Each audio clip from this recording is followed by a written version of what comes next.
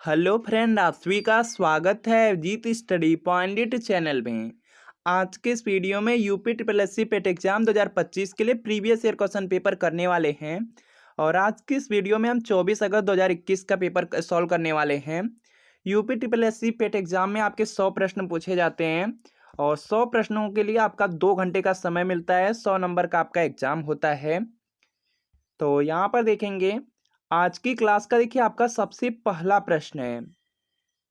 यहाँ पर आपको सबसे पहला प्रश्न दिया गया है, निम्नलिखित किस क्रम में भारत आए। तो इसका देखिए आपको यहाँ पे सही जवाब बताना है। सबसे पहले देखेंगे यहाँ पे टॉमस रो दिया गया है। टॉमस रो 1615 से 1617 ईस्वी में भारत आया था। वो भी जहांगीर के समय में आया था। तो यहाँ पे 1615 से लेकर के यहाँ पे 1617 हो जाएगा। इसके बाद देखेंगे यहाँ पे नेक्स्ट आपका दिया गया फायान। जो फायान था वह चंद्रगुप्त विक्रमादित्य के समय में आया था और 399 ईस्वी से लेकर के 414 ईस्वी तक था। तो यहाँ पे दूसरा हो जाएगा। इसके बाद वेनसांग है। वेनसांग हर्षवर्धन के समय में भारत आया था और यह 629 से लेकर के 645 ईस्वी तक यहाँ पर भारत रहा था। तो यहाँ पर आप लोग देखेंगे कूट आपको बनाना है कि किस क्रम में भारत आए। तो सबसे पहले यहाँ पर आप लोग देखेंगे तो यहाँ पे फायान आया था। सबसे पहले देखेंगे यहाँ पे फायान आया था, तो यहाँ पे जो कूट बनेगा, कूट में क्या रहेगा 2। इसके बाद देखेंगे यहाँ पे वेनसांग आया था, तो यहाँ पे कूट में आपका क्या हो जाएगा 3 हो जाएगा। लास्ट में आया था टॉमस रो, तो यहाँ पे क्या हो जाएगा, यहाँ पे जो कूट बनेगा इसमें फर्स्ट हो जाएगा। तो यहाँ पे ध्यान से देखेंगे 2 3 1 का जो कूट है वह दिया गया है आपके ऑप्शन नंबर सी में। तो सी वाला क्या है आपका बिल्कुल राइट आंसर है। तो इस तरह से आप लोग कर देंगे। इसके बाद देखिए अगला प्रश्न है कि सिराजुद्दौला किस युद्ध में अंग्रेजों से पराजित हुआ था। तो यहाँ पे इसका राइट आंसर हो जाएगा जो प्लासी का युद्ध था। जो प्लासी का युद्ध था वह हुआ था 1757 ईस्वी में। और 1757 ईस्वी का जो युद्ध हुआ था उसमें जो सिराजुद्दौला था वह अंग्रेजों से यहाँ पे पराजित हो गया था। तो इसको याद रखना है। इसके अलावा और भी प्रश्न आपके एग्जाम में पूछे जा सकते हैं, जैसे बक्सर का युद्ध है कब हुआ था, 1764 ईस्वी में हुआ था, इसको आप लोग याद रख लेंगे। वांडीवास का युद्ध है, वांडीवास का जो युद्ध है 1760 ईस्वी में हुआ था, इसको भी आपको याद रखना है। चलिए अगला प्रश्न आपके सामने कि इनमें से कौन हड़प नीति का कट्टर समर्थक था। तो यहाँ पे देखेंगे इसका राइट आंसर हो जाएगा लॉर्ड डलहौजी। लॉर्ड डलहौजी हो जाएगा और यहाँ पे लॉर्ड डलहौजी दिया गया है आपके ऑप्शन नंबर बी में। तो बी वाला आपका बिल्कुल राइट आंसर है। अगला प्रश्न आपके सामने कि भारतीय इतिहास में धन्वंतरी कौन थे। तो इसका देखिए आपको यहाँ पे सही जवाब बताना है। तो यहाँ पे इसका राइट आंसर हो जाएगा चंद्रगुप्त विक्रमादित्य की सभा को सुशोभित करने वाले प्रसिद्ध चिकित्सक थे। जो धन्वंतरी थे वह क्या थे, चिकित्सक थे। तो यहाँ पे बी वाला आपका बिल्कुल राइट आंसर होगा, इंपॉर्टेंट है आपके एग्जाम के लिए। इसके बाद देखिए यहाँ पे नेक्स्ट प्रश्न आपका दिया गया है, आप लोग देखेंगे यहाँ पे मौर्यकालीन भारत के विवरण वाली जो इंडिका है इसके लेखक थे। तो आपको पता है कि जो इंडिका है, इंडिका के जो लेखक है वह देखेंगे यहाँ से हो जाएंगे मेगस्थनीज। ऑप्शन नंबर ए में दिया गया है, ए वाला आपका क्या होगा, बिल्कुल राइट आंसर होगा, इंपॉर्टेंट है। इसके अलावा यहाँ पे और भी प्रश्न है जो आपके एग्जाम के लिए इंपॉर्टेंट है। साइमन कमीशन किस वर्ष भारत में प्रथम बार आया। तो यहाँ पे इसका राइट आंसर हो जाएगा 1928 ईस्वी में। तो यहाँ पर देखेंगे आपका दिया गया है 1928 दिया गया है आपके ऑप्शन नंबर डी में। साइमन कमीशन यहाँ पे जो भारत है, भारत में पहली बार 1928 ईस्वी में आया था। और जो साइमन कमीशन का गठन था वह 1927 में ही हुआ था, लेकिन भारत में 1928 में आया। यह पॉइंट आप याद रखेंगे। इसके बाद देखिए अगला प्रश्न आपके सामने कि भारतीय राष्ट्रीय कांग्रेस द्वारा किस अधिवेशन में ऐतिहासिक पूर्ण स्वराज, जो पूर्ण स्वतंत्रता है, इसका प्रस्ताव पारित किया गया। तो यहाँ पे इसका जो राइट आंसर है यह देखिए आपका यहाँ पे हो जाएगा लाहौर हो जाएगा। पूर्ण स्वराज की का जो यहाँ पे प्रस्ताव है यह लाहौर अधिवेशन में यहाँ पे पारित किया गया था। तो यहाँ पे बी वाला क्या होगा, बिल्कुल राइट आंसर होगा, इंपॉर्टेंट आपको याद रखना है। इसके बाद देखते हैं यहाँ पे नेक्स्ट प्रश्न दिया गया है, यहाँ पर देखेंगे बहुत सारे प्रश्न हैं जो आपके एग्जाम में पूछे जा सकते हैं। जैसे यहाँ पे बम्बई दे दिया गया, बम्बई में कांग्रेस की स्थापना हुई थी 1885 ईस्वी में, इसको आप लोग याद रख लेंगे। और यहाँ पे देखेंगे आपको दिया गया है, यहाँ पे कराची दिया गया है। कराची में मूल अधिकार तथा जो आर्थिक कार्यक्रम है उनकी संकल्पना को पारित किया गया था 1931 में, इसको याद रखना है। इसके बाद लखनऊ दे दिया गया। लखनऊ में आपका था जो गरम दल और जो नरम दल था, और जो कांग्रेस था और जो मुस्लिम लीग था, उनके मध्य समझौता हुआ था लखनऊ में, इसको याद रखना है। चलिए अगला प्रश्न आपके सामने, जल्दी से यहाँ पे प्रयास करेंगे और इसका राइट आंसर आप लोग करेंगे कि इसका राइट आंसर क्या है। निम्न का आपको मिलान करना है, तो जल्दी से आप लोग प्रयास कीजिएगा। यहाँ पे जल्दी से आपको प्रयास करना है और इसका राइट आंसर कर रहे हैं। सबसे पहले देखिए आपका यहाँ पे इंडियन नेशनल आर्मी है, तो इसका जो संबंध है यह देखिए आपका हो जाएगा। जो इंडियन नेशनल आर्मी है इसका संबंध है रास बिहारी और सुभाष चंद्र बोस से है। तो इसमें से देखेंगे सुभाष चंद्र बोस दिया गया है, तो यहाँ पे जो कूट बन रहा है पहले का किससे हो जाएगा, दूसरे से हो जाएगा, तो यहाँ पे 2 लिख लेंगे। इसके बाद देखेंगे गदर पार्टी दिया गया। गदर पार्टी का यहाँ पे जो संबंध है वो लाला हरदयाल से है, तो यहाँ पे 2, यहाँ पे जो बी वाला है इसका संबंध किससे हो जाएगा, 1 से, तो यहाँ पे कोट में आप लोग 1 लिख लेंगे। इसके बाद देखेंगे मित्र मेला दिया गया। मित्र मेला का जो संबंध है वह वीडी सावरकर से है। वीडी सावरकर का मतलब होता है, फुल फॉर्म होता है आपका विनायक दामोदर सावरकर, यह भी पॉइंट याद रख लेंगे। तो यहाँ पे जो कोड बनेगा 3 हो जाएगा। इसके बाद होम रूल लिख दिया गया। होम रूल लीग आपका यहाँ पे इसकी स्थापना हुई थी 1916 में और एनी बेसेंट के द्वारा किया गया था, तो यह भी आपका सही यहाँ पे मैच है। तो यहाँ पे 4 हो जाएगा। जो कूट बनेगा 2 1 3 4 का बनेगा, 2 1 3 4 देखेंगे बी वाले ऑप्शन में आपको दिया भी गया है, तो बी वाला आपका क्या होगा, राइट आंसर होगा। चलिए अगला प्रश्न आपके सामने, के निम्न में से किसने महात्मा गांधी के खिलाफत आंदोलन से जुड़ने का विरोध किया। तो इसका देखिए आपको यहाँ पे सही जवाब बताना है। तो यहाँ पे इसका राइट आंसर हो जाएगा जो मोहम्मद अली जिन्ना थे। सी वाला आपका क्या होगा, बिल्कुल यहाँ पे राइट आंसर हो जाएगा, इंपॉर्टेंट है। चलिए अगला प्रश्न आपके सामने, कि इनमें से कौन सा क्रांतिकारी संगठन काकोरी षड्यंत्र केस में शामिल था। तो यहाँ पे देखेंगे इसका राइट आंसर हो जाएगा जो हिंदुस्तान रिपब्लिकन एसोसिएशन था, या काकोरी षड्यंत्र में केस में शामिल था, तो यहाँ पे क्या होगा, डी वाला आपका राइट आंसर होगा। अगला प्रश्न आपके सामने, कि नागार्जुन सागर बांध किस नदी पर बना है।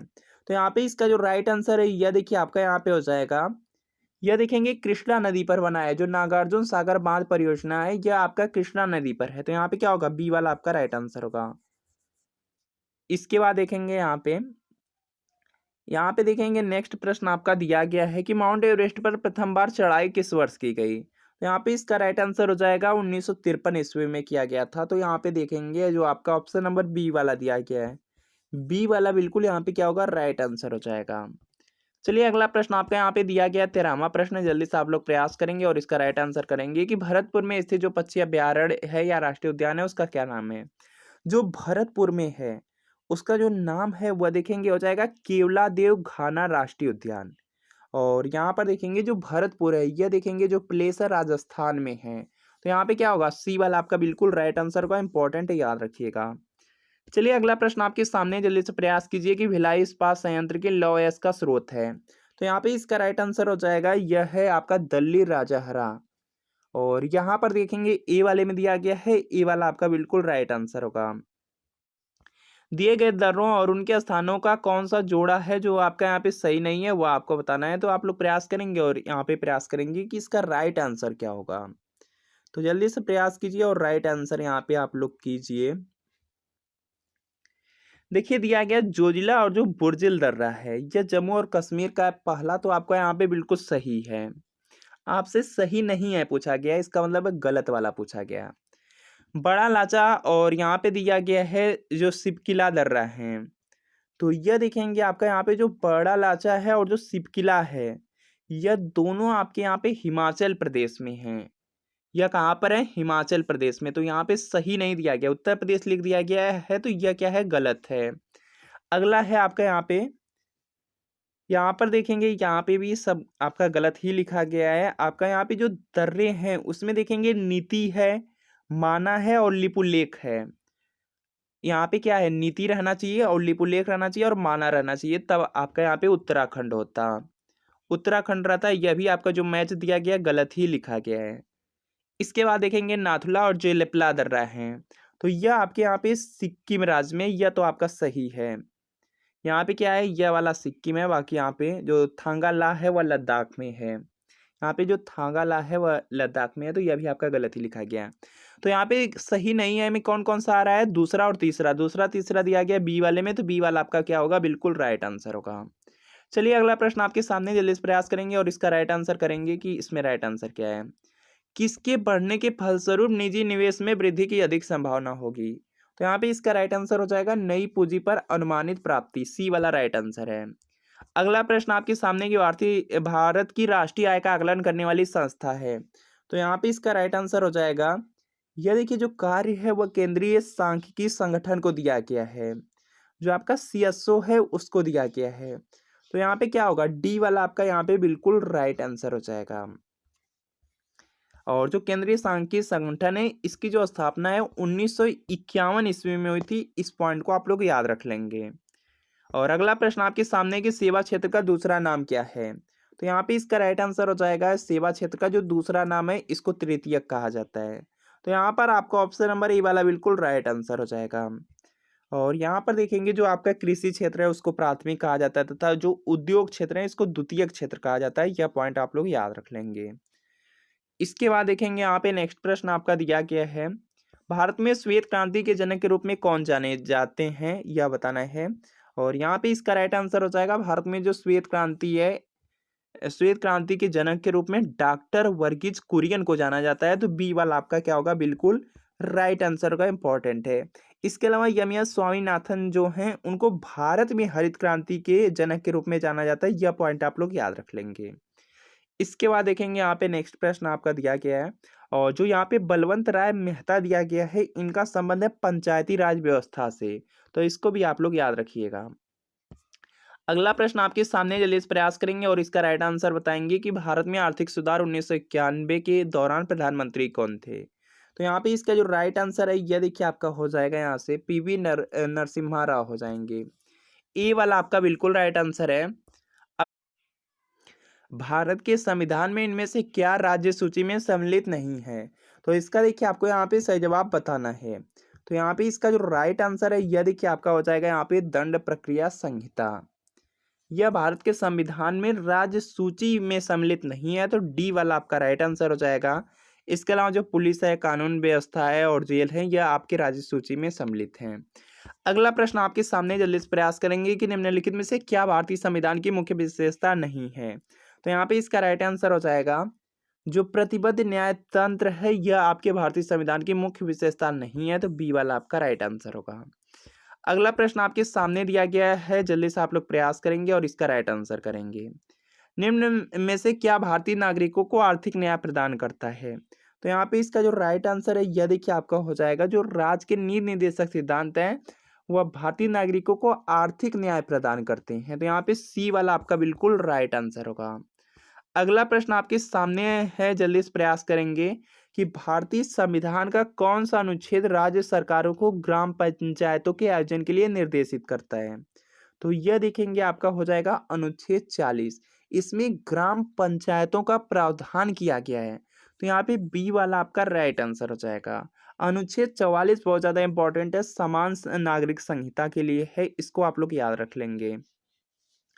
और यहाँ पर नेक्स्ट प्रश्न आपका दिया गया है, जल्दी से प्रयास करेंगे कि त्रिस्तरीय पंचायती राज व्यवस्था का विचार किसने रखा था। तो यहाँ पे इसका राइट आंसर हो जाएगा बलवंत राय मेहता जो समिति थी। तो यहाँ पे ए वाला आपका राइट आंसर होगा। अगला प्रश्न आपके सामने है, जल्दी से आप लोग प्रयास करेंगे और इसका राइट आंसर बताएंगे कि राइट आंसर क्या है। बिजली का जो प्रवाह है सर्किट में कब होता है। तो यहाँ पे इसका राइट आंसर हो जाएगा आपका, यहाँ से यहाँ पे देखिए क्या हो जाएगा कि बिजली का जो प्रवाह होता है यहाँ पे स्विच के चालू होने पर यहाँ पे हो जाएगा। तो यहाँ पे क्या होगा, आपका ऑप्शन नंबर ए वाला बिल्कुल राइट आंसर हो जाएगा। अगला प्रश्न आपके सामने है यहाँ पे कि प्रतिरोध की एसआई इकाई क्या है। तो यहाँ पर इसका राइट आंसर हो जाएगा,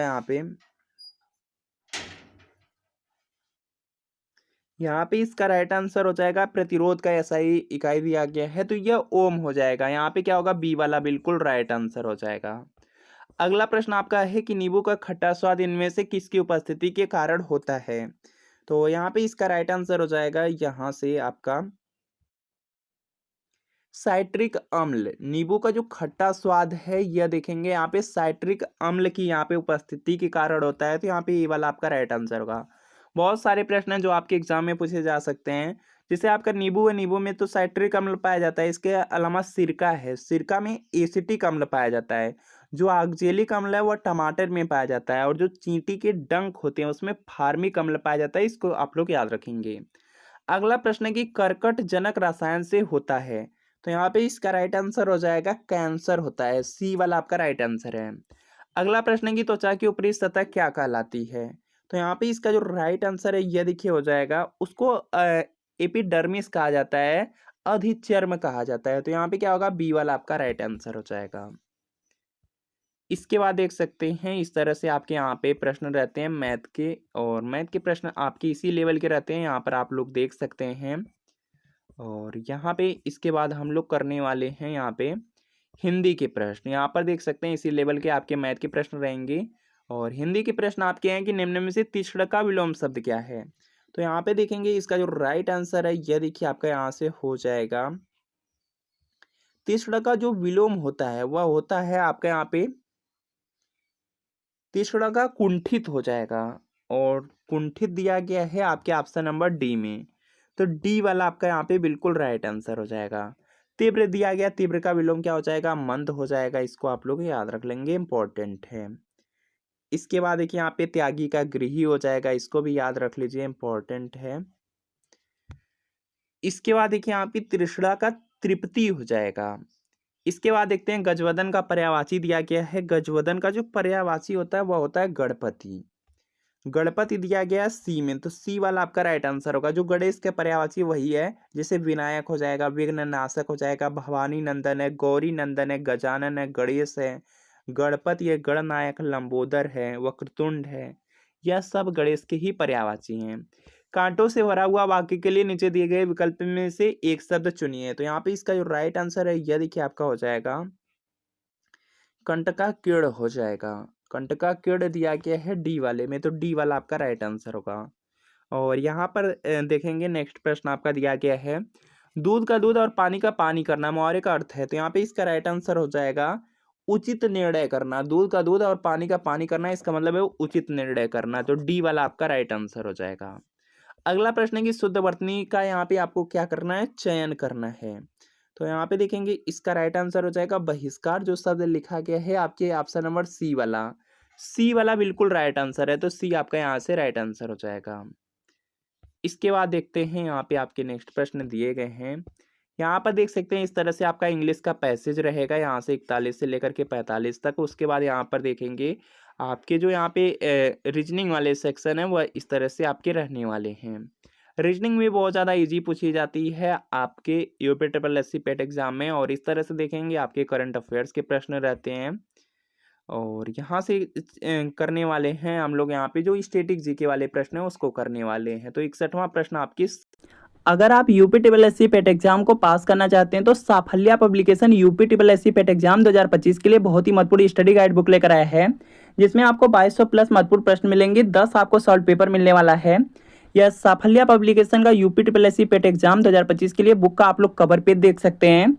और इस बुक में देखेंगे सबसे पहले आपको विषय सूची मिलेगा, विषय सूची में आप लोग देखेंगे 2021 से लेकर के 23 तक के आपको जो 10 सॉल्व पेपर है ये आपको इसमें सबसे पहले ही आपको देखने को मिल जाएंगे। इसके बाद देखेंगे आपका सभी सब्जेक्ट इसमें दिया गया है, सभी सब्जेक्ट में देखेंगे आपका टॉपिक वाइज दिया गया है, इसमें काफ़ी अच्छी तरीके से दिया गया, एक्सप्लेनेशन भी किया गया है, जैसे आप लोग देख सकते हैं।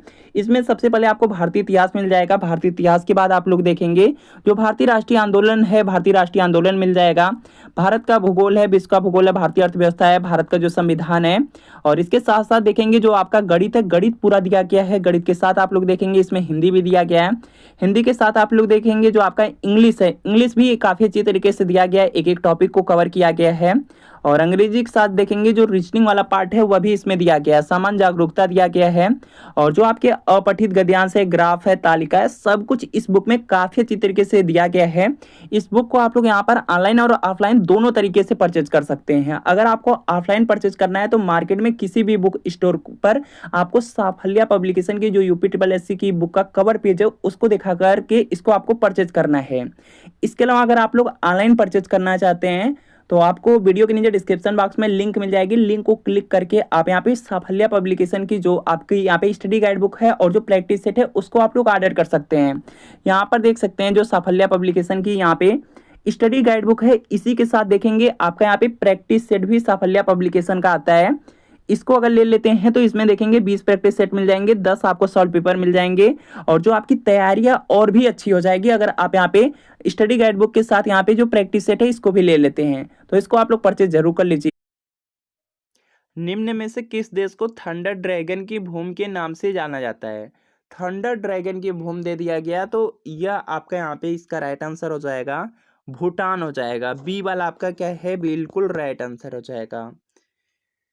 श्रीलंका को सिलोन के नाम से जाना जाता है, यह पॉइंट याद रख लेंगे। और यहाँ पे आपको जापान दिया गया, जापान को निप्पान के नाम से जाना जाता है, इसको याद रख लीजिए। अगला प्रश्न आपके सामने कि रियाद किस देश की राजधानी है? तो यहाँ पे जो रियाद है यह देखेंगे आपका यहाँ पे सऊदी अरब की राजधानी है, तो यहाँ पे क्या होगा, आपका ऑप्शन नंबर सी वाला बिल्कुल राइट आंसर होगा। अगला प्रश्न आपके सामने है, यहाँ पे देखेंगे और भी दिया गया है, यहाँ पे जो म्यांमार की राजधानी है वह नायपीयडा है, और जो बांग्लादेश की राजधानी है वह ढाका है, इसको आप लोग याद रख लेंगे। और अगला प्रश्न आपके सामने है, यहाँ पे जल्दी से आप लोग प्रयास करेंगे और इसका राइट आंसर करेंगे। क्षेत्रफल की दृष्टि से भारत का निम्न में से कौन सा राज्य सबसे छोटा है? तो यहाँ पे देखेंगे इसका जो राइट आंसर है यह देखिए हो जाएगा गोवा हो जाएगा। गोवा बी वाले में दिया गया है, तो बी वाला आपका क्या है, बिल्कुल राइट आंसर है। और गोवा की राजधानी याद रखिएगा पणजी है, और जो सिक्किम है सिक्किम की राजधानी गंगटोक है, और मेघालय दिया गया, मेघालय की राजधानी शिलांग है, मिजोरम की राजधानी आइजोल है। अगला प्रश्न आपके सामने कि राज्यसभा के चुने हुए सदस्यों का कार्यकाल कितने वर्ष का होता है? तो यहाँ पे इसका राइट आंसर हो जाएगा जो राज्यसभा के चुने हुए सदस्य होते हैं उनका कार्यकाल 6 वर्ष का होता है। लोकसभा के सदस्यों का जो कार्यकाल होता है 5 वर्ष के लिए होता है, तो यहाँ पे सी वाला राइट आंसर है। अगला प्रश्न है, विश्व में संयुक्त राष्ट्र दिवस कब मनाया जाता है? तो यहाँ पे इसका जो राइट आंसर है यह देखिए हो जाएगा 24 अक्टूबर को। बी वाला बिल्कुल राइट आंसर हो जाएगा, क्योंकि जो संयुक्त राष्ट्र संघ है उसकी स्थापना हुई थी 24 अक्टूबर 1945 को हुई थी, तो इसको याद रखना है। और यहाँ पे जो संयुक्त राष्ट्र दिवस है वह आपका 24 अक्टूबर को इसीलिए मनाया जाता है। अगला प्रश्न आपके सामने है, यहाँ पे कि अंतर्राष्ट्रीय न्यायालय कहाँ स्थित है? तो यहाँ पे इसका जो राइट आंसर है यह देखिए आपका यहाँ से हो जाएगा द हेग, नीदरलैंड में। जो द हेग है वह कहाँ पर है, नीदरलैंड में है, तो यहाँ पे क्या होगा, आपका ऑप्शन नंबर बी वाला बिल्कुल राइट आंसर हो जाएगा। बहुत सारे प्रश्न हैं जो आपके एग्जाम में पूछे जा सकते हैं, जैसे विश्व स्वास्थ्य संगठन है जिसका मुख्यालय जेनेवा में है, और विश्व व्यापार संगठन है जिसका मुख्यालय जेनेवा में है, और यहाँ पे ओपेक है, ओपेक का मुख्यालय वियना में है, और जो आपका यहाँ पे यूनेस्को है, यूनेस्को का मुख्यालय पेरिस में है। विश्व बैंक पूछा जा सकता है वाशिंगटन डीसी में है, या फ्यो पूछा जा सकता है रोम में है, एडबी पूछा जा सकता है मनीला में हो जाएगा। इसके बाद देखेंगे नेक्स्ट है, विश्व प्रसिद्ध जो खजुराहो मूर्ति कलाएं स्थित हैं, तो यहाँ पे इसका राइट आंसर हो जाएगा मध्य प्रदेश में है, तो बी वाला आपका राइट आंसर है। अगला प्रश्न आपके सामने है, यहाँ पे जल्दी से आंसर आपको करना है कि इसका राइट आंसर क्या होगा। जो प्रसिद्ध नबकाले 12 उत्सव है इनमें से किस राज्य से संबंध है?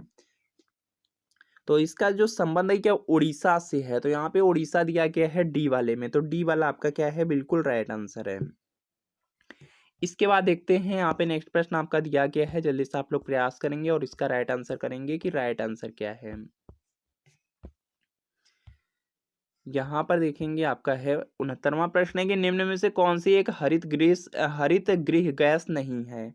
तो यहाँ पे इसका राइट आंसर हो जाएगा आपका यहाँ से, यहाँ पे देखेंगे जो ग्रीन हाउस गैस है वो उसमें आपका यहाँ पे ग्रीन हाउस गैस में आपका यहाँ पे मीथेन आ जाता है, कार्बन डाइऑक्साइड और क्लोरोफ्लोरोकार्बन CFC आता है, नाइट्रोजन नहीं आएगा, तो यहाँ पे बी वाला राइट आंसर होगा, क्योंकि यहाँ पे आपसे नहीं वाला पूछा गया है।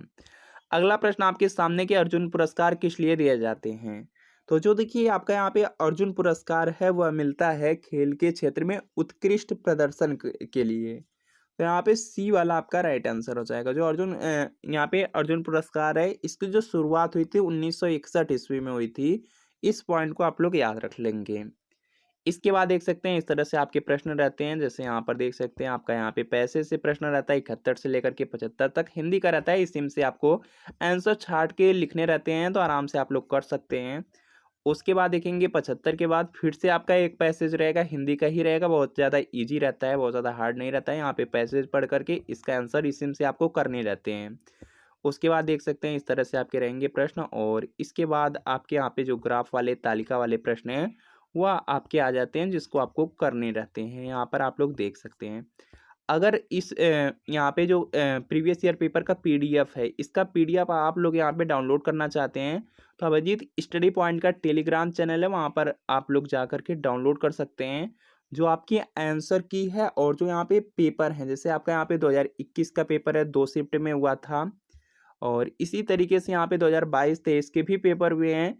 सबका प्रीवियस ईयर पेपर जो ओरिजिनल है वह आपको मिल जाएगा अभिजीत स्टडी पॉइंट के टेलीग्राम चैनल पर। सॉल्यूशन भी प्रोवाइड कर दिया जाएगा, तो वहीं से डाउनलोड कर लीजिए। तो मिलते हैं